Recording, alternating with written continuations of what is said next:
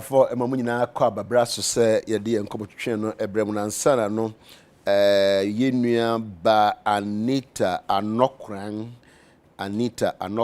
of Kaswa Mother and Child Hospital, and your birthday. So may you have a healthier, wealthier and happier birthday today.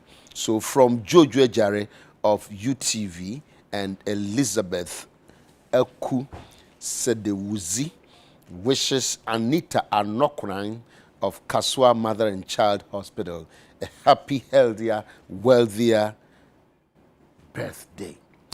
Well, I was for the pain and Mobeka when they come to channel a bremono trans that Bakuna trans the led them ANDC communication team member. The La Quaba. Yeah, many of them. Apumbo Cordia. Uti health no be. It's mental health no. Who cram is it? Yeah. A nice topic. Say Mafa topics are no more discussion up here. I may use you idea be I may use you idea be. Yeah, one fan come manifesto no. Was okay. Me yamushi say Ghana kakraka nyina na yesi be nipa betimi akope specialized places no. Yesi kakra. Kitwe bi. My friend Niagro. Inti enunti na ama kwan ma nkrofo de ye ubekọ ba bi na mo healing center na ya chechechire nkrofo nan e wo ho a ye healing centers no abuse of the right inti na bro nkrofo ku no ye ya kunekunu well Dela yes sir me sure say maami abewe asemi watiti bia kama na se se ye ahase a ye chechire nkrofo na inti yes, yentimi nya ka yento aso ne yenka bia kama mame so me mintie sasami the la version because nipa bibiri aka mo so de said you see hu no ba bia ba bedrui and then generally yakoyanimi how do we get this out of our minds say we be a by phone no yenko ne yenko chini nkokunu mbro no saade no ye be de ye firi yeni nkomo.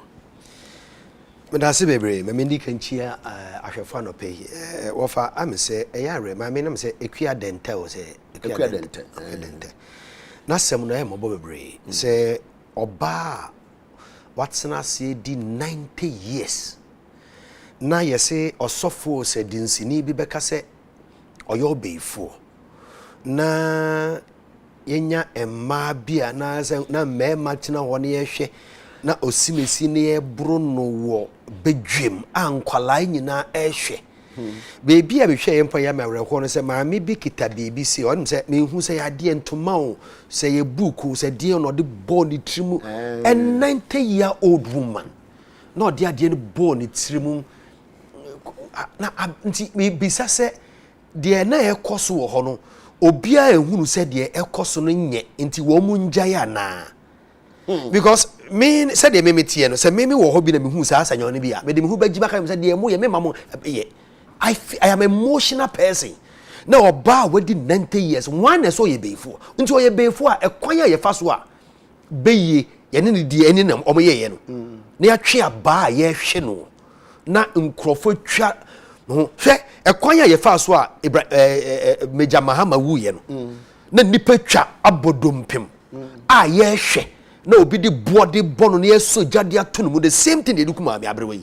na ni mema gina ho na awofo gina ho na abrewe ye bu no kunu a ya ye din ya ye hwe ho bi antumi anka se de mo ye wro mu njai e ya reho papa na me se ye besere mpanyifo a wo mo aban mu mpanyifo social department of social welfare se wo mu nyina fa wo mo ho njim I say I say nipa miensa a check dodo because video evidence no but the person who addresses us now ko fa ba ni ye nipa gina ho ehwe obi anya na dwen se obegye no obi ahu say a responsibility obi ahu say a duty cast on him say or her say ye bu obi a was megye no you know me person addresses ade ni because e betimi esi ba bi bebre yeah you obi bi no say ye to ne ye hwe ne kura de aba ne say ye no no obi kuta twa so I believe said video obi ne twa ba bonten obi ne twa no be say the duty ne say obi twa de aba that's all nya so be kwa akogye no and let's address that because it appears say I ba be part of us what for am say obi yes so from for so far you on fire you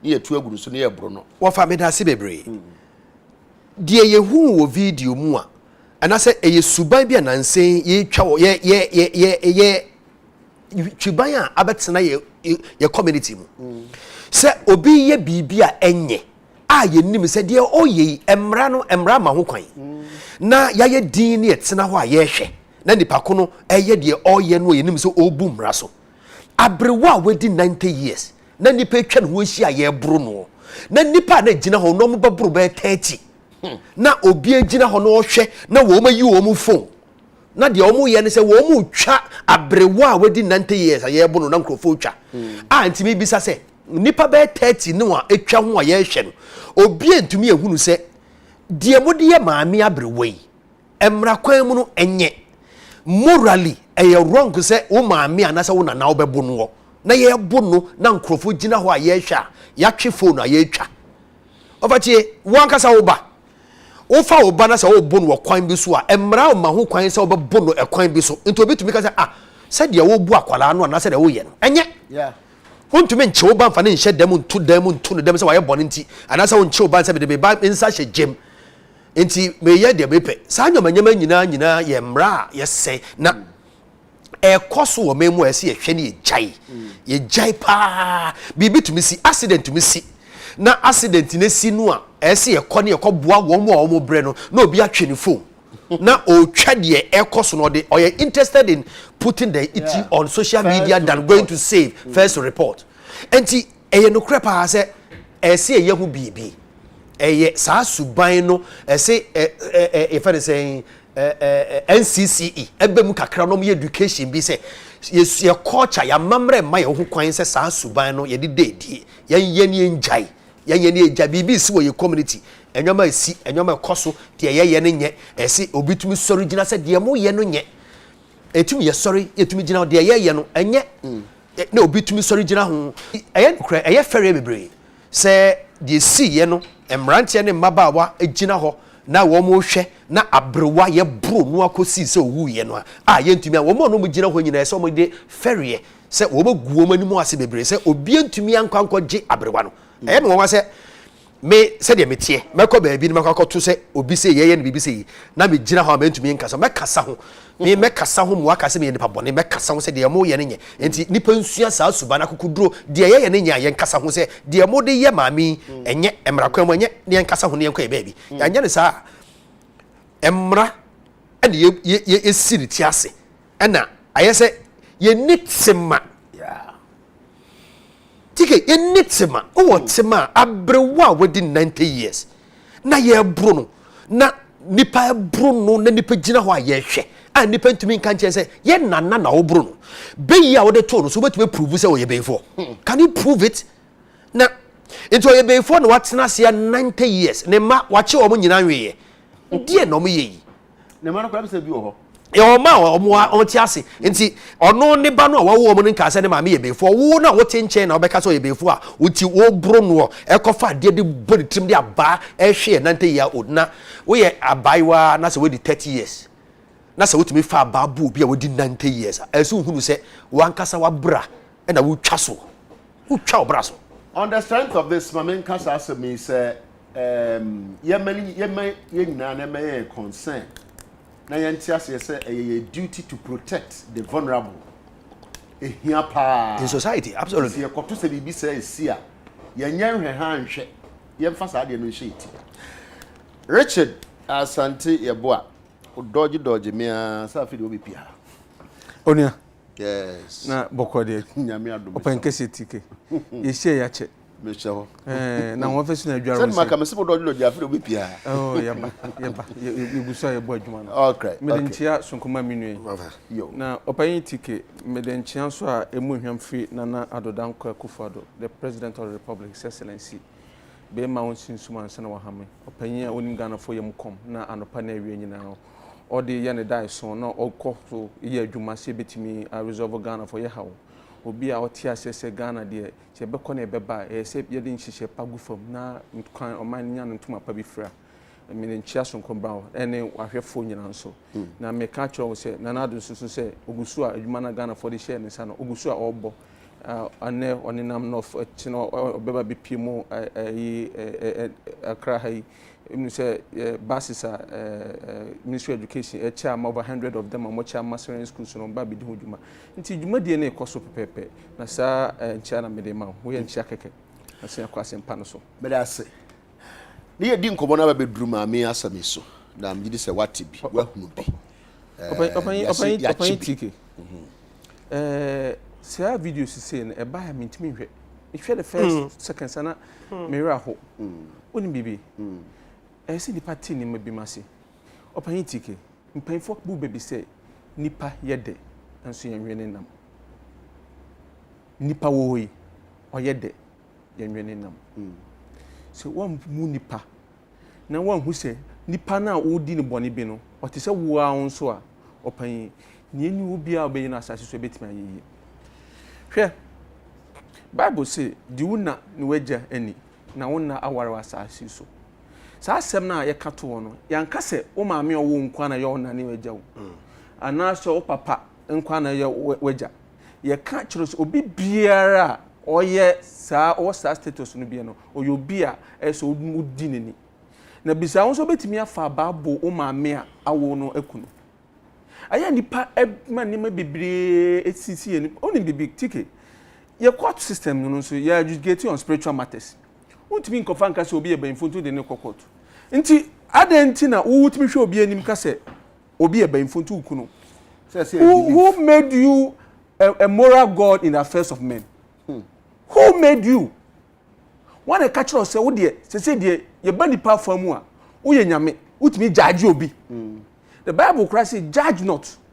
What must say? Nti eba ne say na utumi judge not so that you also not be judged. Judge. Nti eba ne say na wo ugina ba bi ka say me hwe wani ma say na utia ye fan ana so utia chie o nantie wadidie mu no me hwe o ye banfo.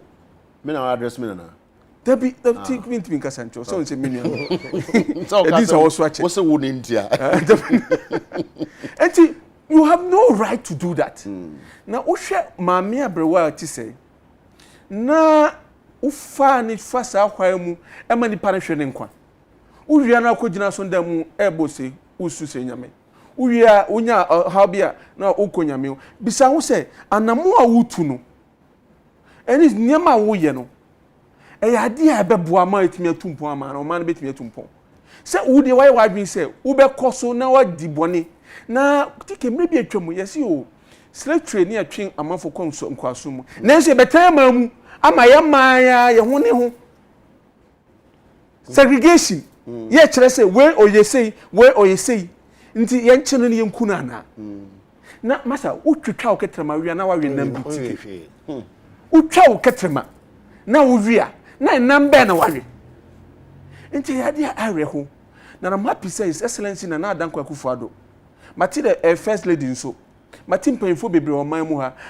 condemn such actions by nipa bi mu a we enye illiteracy yen kasi yen kosku na koso nyansan wo hwe obeke so na illiteracy obwa yen na mansa na book ba no ne yen ku yen hu sa so obi e banfo yen kukuku yen hu basabasa sa hwe so uni na no ni eja due na de bia kase even in terms of life experience any nyansa no asem sifia se yenko bi sabrewa na ekumewafo ni nyina awie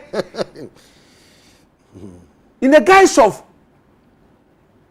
complete nonsense of thinking say obi e banfu a na nyansa na ekwakope bi ni life experience na hwan na ekwakobisa no tiki say if you send the kra nyina no ye waste generally your society class na say baba ye obo ball we do 30 years wenyi no wenyi na we yakukura na we abrewa ni sunu mfaso you see we forgotten say masa nia abrewa gina order form obehunu wo ye do gina bonsan so kra hu because wa form bi wa hu bi wa bobra dey be make kira man for say if you want to be successful in life you should be interested in watching the lives of people who came before you and see their ups and downs and learn lesson from that.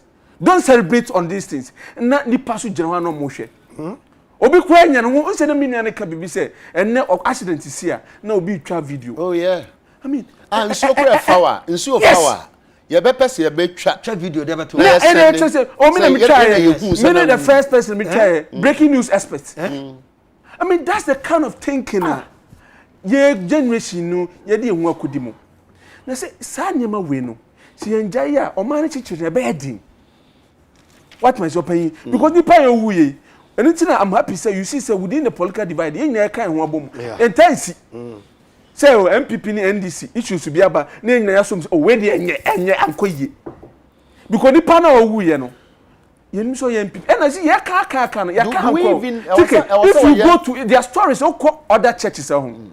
Ni particularly one man churches in India manema bi no no. Ubekọ na di nipa gu chains.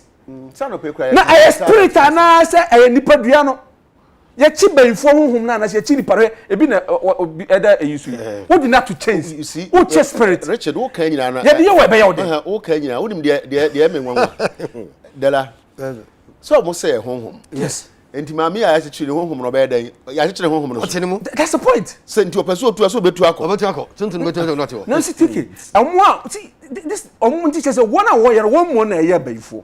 Because you need to be criminally minded to see. Look, modern day. Look at these things. You need part to change mu because of say almost say you're being for. Now you say yes. O man be tumpon. This are obi mkra ye young. These are population that I say youthful population na omo energy no you betimi anese na dey aboa in terms of moving this country forward. Where okodua abu fence aburo park back ukra nipa no so no betim the video mo you did not to change we put them under the mercy of the weather, mosquitoes and whatnot, all in the name of arresting the spirit in them.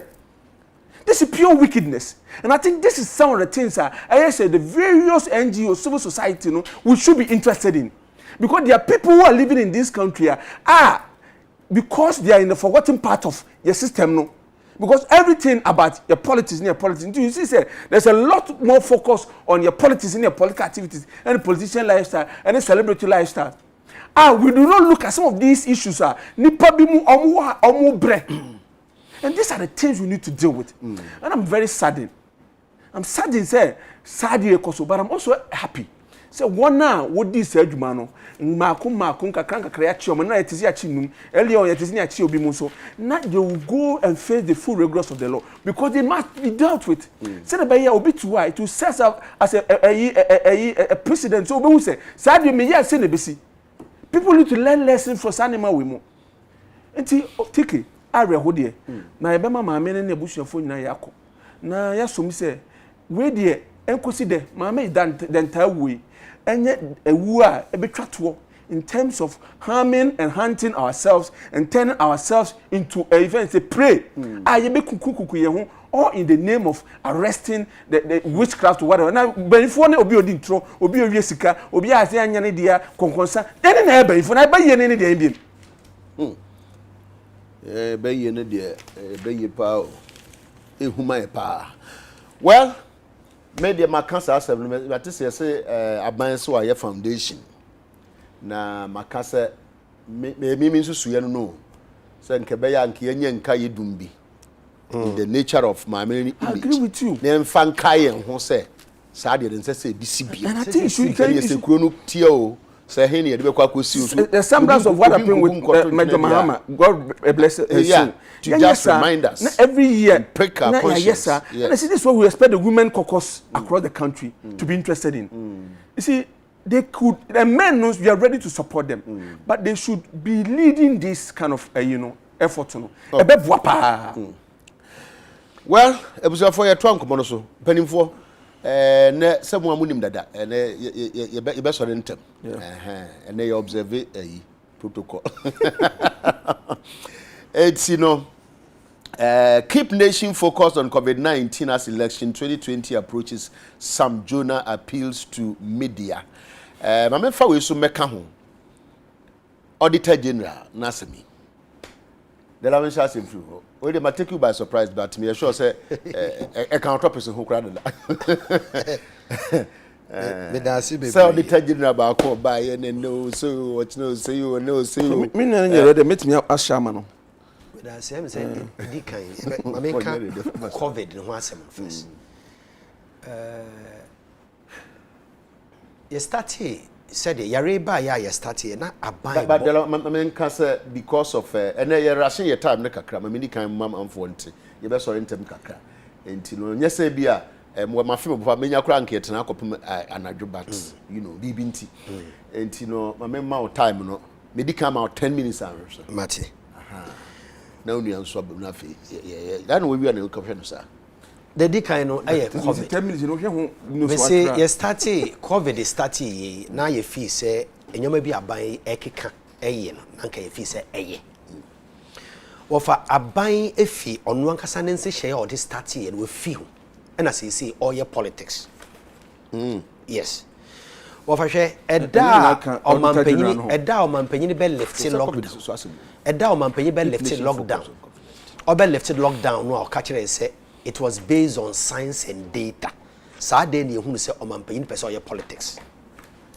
E science say no pampanyin pa kwanya say obe left lockdown na MPP fa na secondary school fa besia ko school akọ mission ye omadwuni sa reasons me ensa we nti e no mampanyin left lockdown Not for the good of the people. Because a year lockdown na say the country near 136 na say you drew na na say mampanyin year lockdown na you drew 5,000 plus 3,000 plus eko na so mampanyin say ma left lockdown na say na nam 33,000. Science and data no mampanyin so gina so na anyway. Why the two of mampanyin sa afro? Nipa o two of mampanyin fo say on left lockdown no na yemfa yare ne nsra ye ho ne ye think ye twe na bo so say we di etwa mo pa. Wa dada o mampanyin mampanyin say sifo. Etoso mi no. Ediane chem. Ediane no ba ye na say mo che ediane not 21 days, it is almost 18 or 17 days. Because you started lockdown, no? It take you 2-3 days to appoint somebody who will cook the food, to look for somebody, it take you 2-3 days. And Sunday you started and yet that, baby, and yet that day, no, you started lockdown on a day, and buy it take you 2 days and Sunday buy. And the infant is 19 days. The same day. Richard, what you say even 21 days? No, Richard, it is possible. It's true. Let's update us. Richard, was it the same day? Was it the same day? Day? The same lot. They don't. Only mean to ban. So before because na me tehadintino, I monitored every single. Absolutely. I said same day. No, it's not the same day. Everybody knows. Because of because of time. Before you be sir Jumadino, abani various groups. And in the mental sir cooking in a man, yeah, budget. And wait me, I can say same day. Same day. In the day, chance in one assassin. Of course. Say president now say the following day starting. TK. Not day no announce ya na call TK. Many no there was a day or 2 days. I allow for all those people. Yeah, Martin. Did it down on call. What are the infant say 21 days. And yes, sanity. Yeah, 21 days. Infant say 21 days. Yeah, engine to better 21 days. Na o mampanyin no say opeso boa ye san say ye lock it down. Ebi mo ho a edidie kra eden. Enti ye di bibia e friend bro from vulnerable. Chiki. Chese menu mi enu ayete ye nka ho bi. Richard tie onka vulnerable no ho. Ye say wo mu ho kire wo mu a sebe. Eduane die kra eden ma wo mu a ye be lockdown. Wo mu ne eduane ba ma wo. Enti ye fa number bi. 3 weeks no do soon ye no. Enti ye ne eduane eche e ma wo mu. Ofa. Ye wo videos a obi tumi gie eduane no. Na wa ba be so oh. Enti the whole day but me fee eduane aban say we dey mamini. Mamenka was the issue for discussion here. We should keep the nation focused on COVID-19 absolutely. As election 2020 approaches. Absolutely. And eba no eba. Enti the fan say wo hwe say ye wie COVID na oman be ka kire say TK me ka no all Ghana cities. Aban say must spend 540 billion. 54 million all Ghana cities. 540 billion at we near Diane Ghana for 3 weeks. Now you Ghana for more just the people or you're from vulnerable. Our incline Kumasi baby, Kasua baby, Incre baby, Kumasi baby, and a Kasua baby. A buying spending 540 billion and they didn't near Diane and more. Any anwa and the man Ghana for says he can't want with Dino. Ebi ni ye be call election.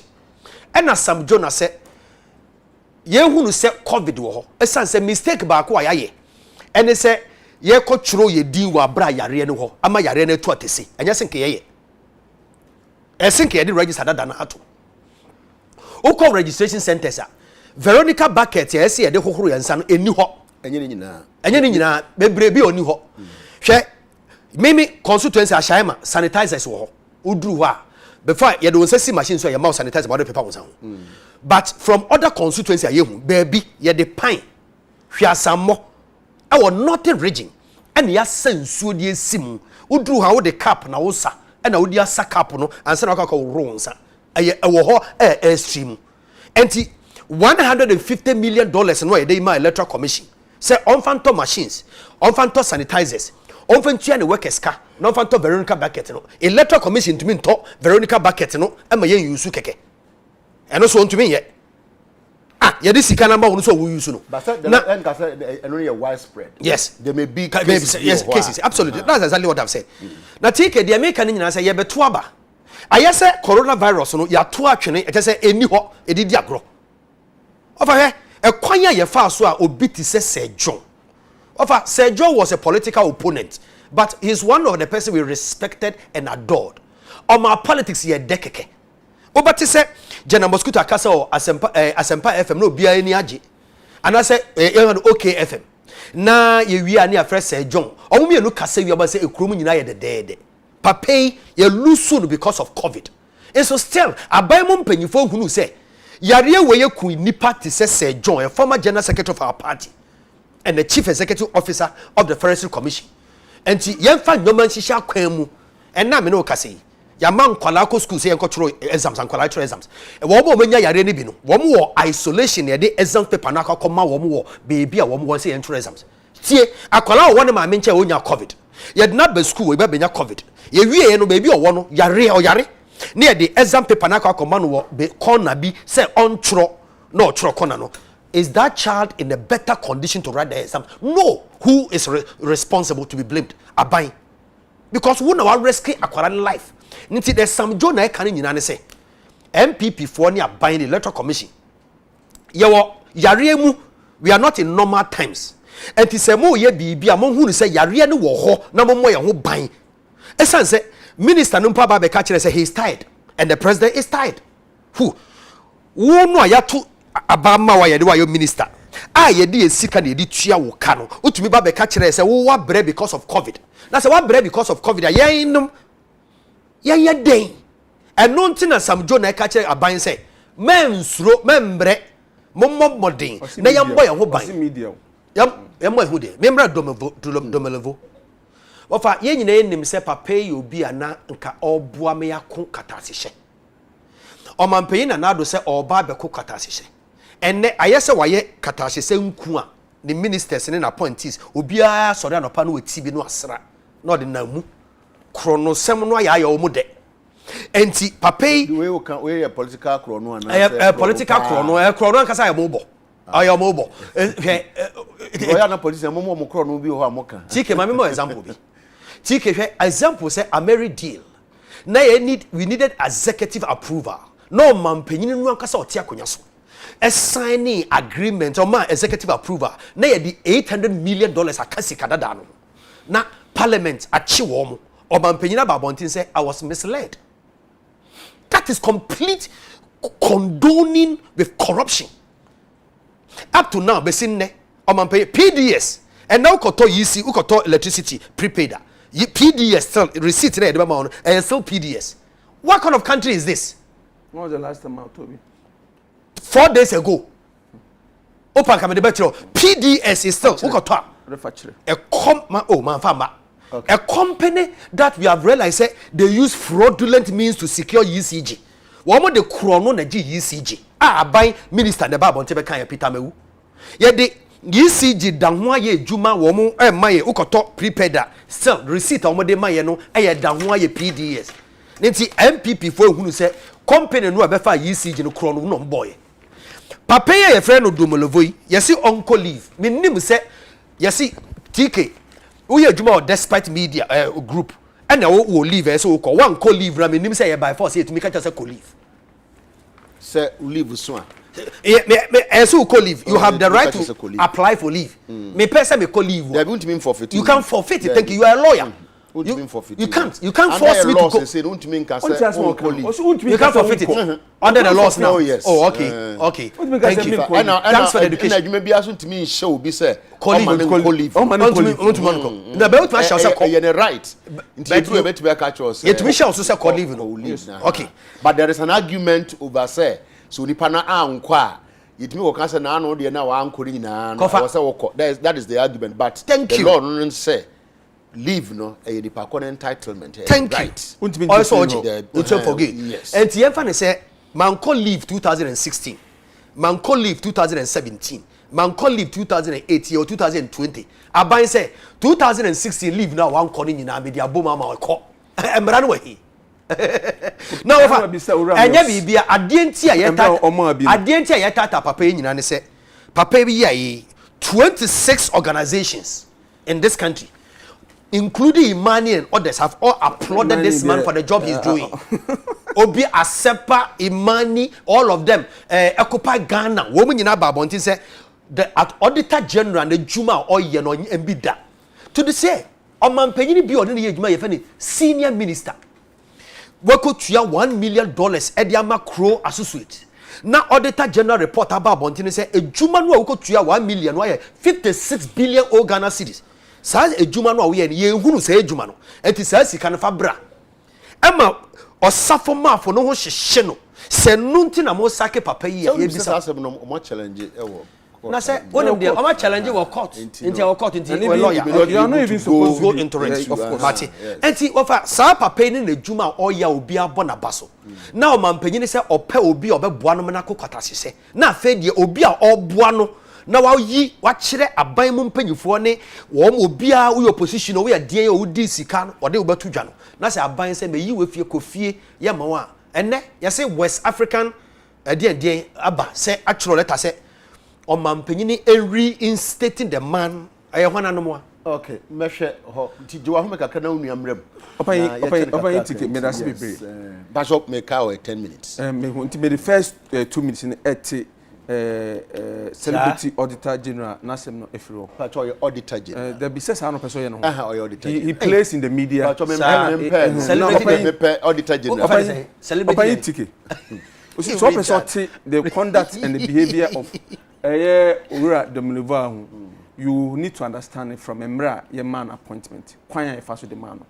Hono be hu na adwen any mentality, any stance, and I'll share the Facebook postings from 2015 ebe sit sabreya emra na ura mahama wo akonwa no so na ne oye nyina be sit sabre you understand ma me be 2 seconds na me fan deal with one open ticket emra ura mahama lusu elections 9th of December I declare so lusu elections 2016 and na oye appointment edi come the first appointment ma papa bi say onko ye auditor general that man was an NDC person so qualified papa no uni bibi say the panic say no on jintumu on som because wo akonya na ba wiye nti ohun the need say wakonya na ba wiye another president e beba no wo akọ obi say onko ye auditor general ko nti ni pa ko no oye NDC do omodi ko yi no omodi ko council of state omo approve ye bibi no ni pa no reject ye eno achi ena mo ko fa owura domlevo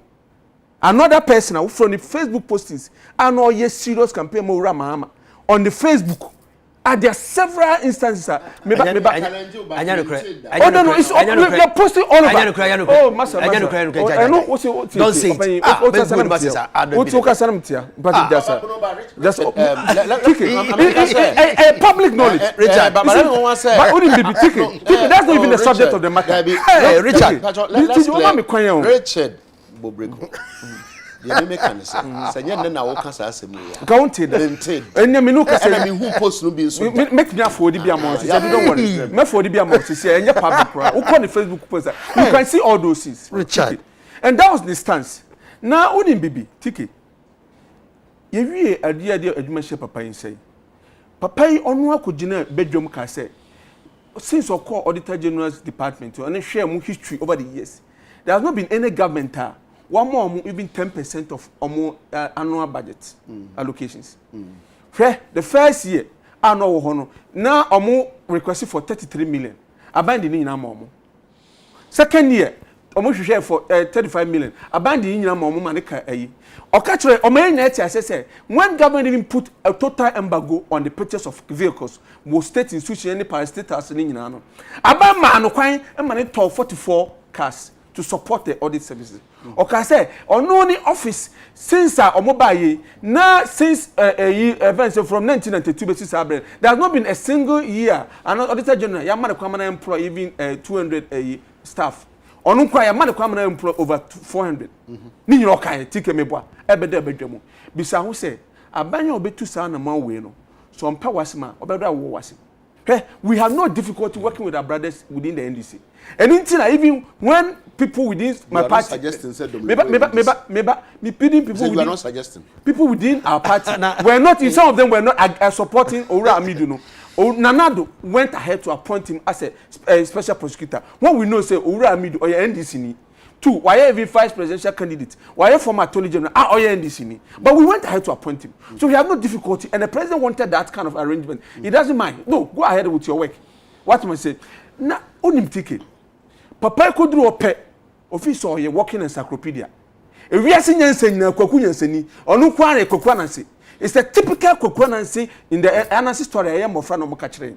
Hey, unim say yesi kwaku anansi. Ghana 40 na misi hinfoneti misi Ghana foneti opayi misi koku ni typical koku nansi yesi o oso asese wiase nyansa nyina egunu odi ahye ne fuso na egutu amu na odi furu dua ni ban begina kwan papa na se nyansa nyesa se oti ye de nyesa na ye no eso odi tu achi ho no hu se ne waye no odi nkosasem na oji abo from na ebo from you heard that story repeatedly over the level even when he was traveling and also going on some short leave no our deputy I say odi admonishing is ano or trust say deputy ni ho kwan say obe call board meeting na with that or no obe call board meeting on to me nyanyuma bi mo on to me take decisions bi mo because of say if say e wiase nyansa nyina onu kwan tirim na wo what we know say we build institution but not individuals and personalities. Yes, okay. What must say sana this kind of actions na papa eteke here ora safo ma afo atema ene nchina media or china wem no money end this for press conference no money events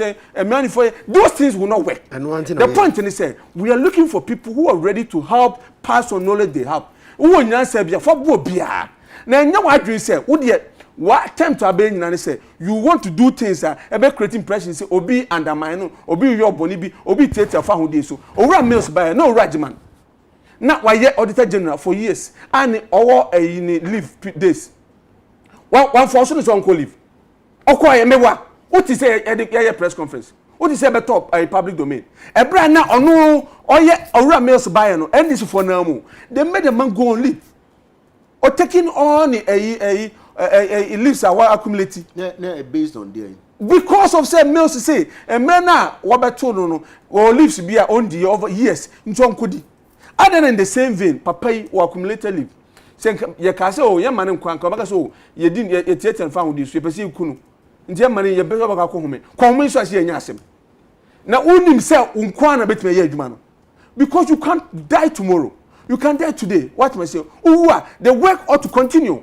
We've been in this country, even the president of the republic, a passing honor. Ye more bibe dinner ever to akunyana so. Into your mouth can be now koshebe be now ye juma. Ye juma say, and ye reasian say on young quatrim newo. Say kokwana si subana kokwana si subana not the all this wana or ye nema a creative problem for everybody. Now mama call and some panos open. As you mean say ya mana ankosa leave na nka den be ye. Open den e be say.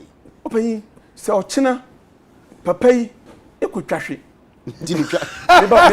Meba okotahwe ana bibi kano na okubua na obi koka say out of stress the same NDC for because the government forced him and compelled him from going on leave and something is entitled enti ko home what must say yeah so I take it last week meba na so yesu ko meba uba nya no aye fresh sape be pen so nko ogina home obeba no aye fresh sabre na yakoyanim opan na yenko nsem aduane sem so esi ewia so ahu uchokudu ana wagina America meboa I'm not sure say Ghana for compare even the least idea because there be a crisis in terms of doom so I see NDC pencil with any other crisis esi or my mu you share the management of it obi betimi aka say NDC fo nim sense to niam Ghana Nana Dankwa Akufo-Addo obi na obetimi aka sa sa aduane nsem ya omonti ase a da bia omde ye politics no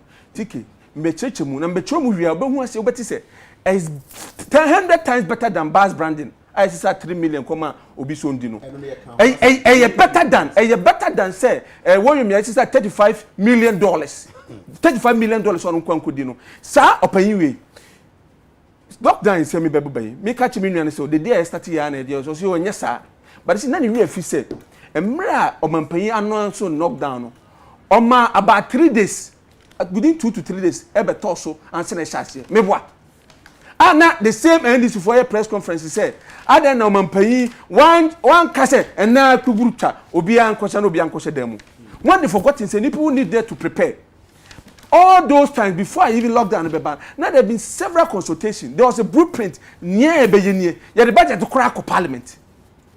At this mundintum, you be say no aduane ma amanfo. Na nyo munim ni say, tike, abani ye nyema be miensa in the lockdown period. Ye the nsuo eche for free. The whole country. Ye ma life consumers air products of the achievement. Ye ma mo event say electricity for free. For 3 month period. And then I stand it to the end of the year. Yama say bibi kakra ebotom yama 50% discount in terms of electricity. Ni we na ban say aduane so they are vulnerable people within the community. 540 billion. Opanyi na some vulnerable community members of the community no. Yampe kwan bia de beboa mo. Sika ban isu ye no aduane aye hot meal 12 million. 12 million ticket. E the ma of class date na mayana. That's that's what I'm the same date. Same date. The day now yes the date specifically. Yes, the day now start you know. Me see because there was a day for people to prepare no. The day now start lockdown no. The same day no and dey aduane ba but tiki woman me kwan me do ho no so. Na oni bibi tiki. Nia ni pa wi afini say in the course of sa enima ye nima bi mu na bi ni say ye be ma aduane free 12 million you should know hot meal. Yedi ma omo be no aduano every day nipa for 400,000. You sure say ashama ne Kumasi baby kakra bi. Hwe uko children's park, uko Agbogloshi, uko event Medina, uko how comes in the constituency what's the name? That area. All of them. Ashama ne other parts of Accra and Tema. Baby bebre nipa ye sebo on aduane any even makola over nipa 400,000 every single day. Emom hot meals. Kuko Kumasi there are several 400,000 every day. Nipa 400,000 every day. What must say 400,000. Yes, yes more record of all those things are there. And only the funny thing, those foods were being distributed by members of the NDC. Members of the NDC, members of NADBO, members of MPP. Ukai say former Attorney General, Madam Harriet Blue, appear. Omunyina ko join here.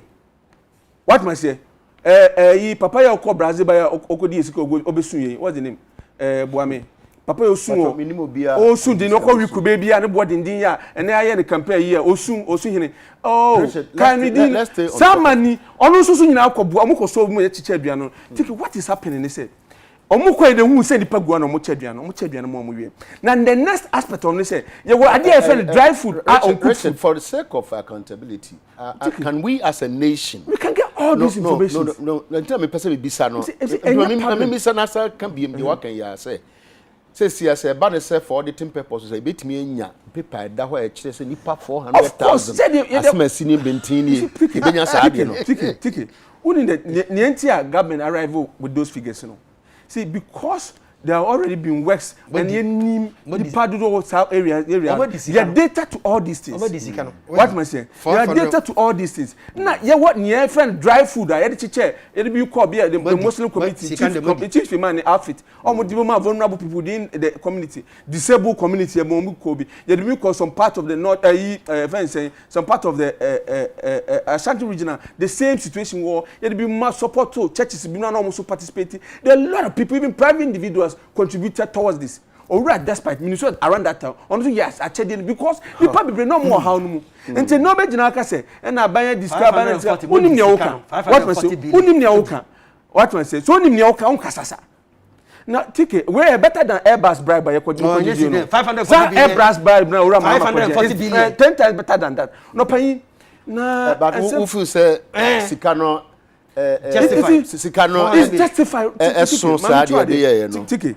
Say aduane a yede serve amanfo aduane yede serve amanfo omudi any caterers omo form so aduane bi na wo yes caterers yede aduane we 540 billion na aduane ba ko na wo cha na ka no the last ticket aduane ye wo TVC aduane ye wo TVC aban spending 540 billion overseas who say me time na odi ba mu we say 540 billion so me odi am ya obi so one come no to do so mebam why you jama me come asem me say me odi yam ya meyobi me fa nchow nti pudi yam ya meyobi nti kan no tuma me come asem chicken ya duani nipa ba ko bia no the cost of duani the man no 5 cedis nti are you telling me say nti sa duani ye hu no TV so na de adi nti guys say eye event say 20 pesos na ban say eye 5 cedis ana na take away pack no kwa duani wo no nya 1 cedi ye ton no 50 pesos eye 1 what man say 50 pesos.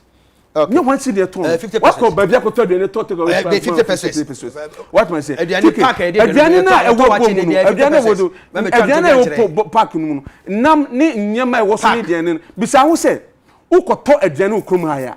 Na kuta 5 cedis a. Restaurant ben ana wayside ben na obenya aduane a bo ya ayai man. Ye de be ma sa sika no. Me ti ahia. Enya na tuntua. E bi wa kenke, ye man kenke. Ni ye man sardine. Ba kwa ka ho. Ni ye man fish ba kwa ka ho. Ni ye kenke atoso. Tin fish no kura, minimum kura no between 3 cedis 350 pesos. Ni ye kenke ba kwa ka ho. E bi wa na ye fish aka ho. Bisa ho say sa nipa na no sa aduane no. Ye ton sa aduane mu a 5 cedis a. O si abanya sisu. And this yanka 100 Ghana and be toss aduane we. Okay. What man say? Anti ticket. You make a chance say. Yeah, MPP for them. We are very focused. That is why the government continue to provide nyama by nipa be here. Ye nye aduane kwa na reserve amanfo. Ye chicho munsu enne ya extension. And then Minuka say life consumer almost forming over 1 million part of the population. Yama free electricity to the end of the year. Minuka say Yama ensuo na the whole country. Yama ensuo free for the next 3 months. Minuka say aban air school fees air support nipa 1.2 million Ghanaians omo free SHS. That is aban so. Hwe kwan ye wa country. There's no part of the country yen kwan ko domako hisi. My lord, the friend say, Oman here, Ora Admambadu. Ora Mama Kwano, Obon in Samrani. Correct, you go. Moment when you move, and then you come breakum. You started breaking. Say, Karoda, why you are coming? Now, Fadama, Abu Brushi. A friend say, Ashaman, Kwatama, correct the rules. Me too say, I buy you a serious government. And we don't waste our time on people who do not understand governance. Yeah, some say, ye basa, ye behaga, ye be yigan for how through. Ya must say ye be this, Sikasemni, a bribe, a Kesakaseni, or how I'm now. Yamam Skasam for Yamukofa, and confirm a moon to Fujana. Now, I yet checking across the world. You the best president. The best president in Africa. You did more run another than Kwakufado. Okay. Richard, one second. One second. Okay, about COVID. You see, there's no country within Africa or more managing or more situation with the COVID better than Ghana. I am fast than my doctor for and nurses for any of the people within the health system. Minoka say, what is the total recovery rate? Nipa wati apo omunam Ghana. What man say? The recovery rate a quarter over 35,000.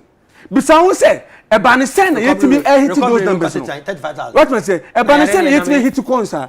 What man say? Active cases, is less than around 3,000. What man say? It tells you say we know what we are doing. Okay. And this won't take governance as here. Your mom do so kramu go mine. Well, now Ghana we've performed better in every space of this country, better than the NDC. In the NDC, the moment. Richard Asante abo medase padelanso medase me kaye ho ade ba ko ye kan ya conclude me na me ye banks na mamo ene se me peso bia be kan biom yenya opportunity bi we sen aba biom ni abetoa ye nkomo eso but asamba akwa mepese nyina de kai ye hu ne de kofie ne se wo yonko da ne oda mpanin kasa ti se wonam na akoto se ye so obi mu na ye ebro no e wo se e ka wakoma na eye wasodie na eye onyamedwuma na eye wonipa dwuma se wonipa no obeboa no yetimi kra kromfo so bi kra nipa kro no mfa ahwe na yakwa akoboro ne yakunu yebewie ne bi kra na ntesa nti moma ye nyina from nkomo a yedi ne na no payi en fa hye yetimu sa se eye responsibility se hu se obi ya sa nipa agina ho no so bebre ho a megidi se mo wosom bi mu ye ka good samaritan asemi na ye moda obenya na nka na ye good samaritan ye de wo twere bible no enso so wunya opportunity abrewa no ye kunu no wa anye na hwe wote se yesi soja ni ye bro no wa anye na hwe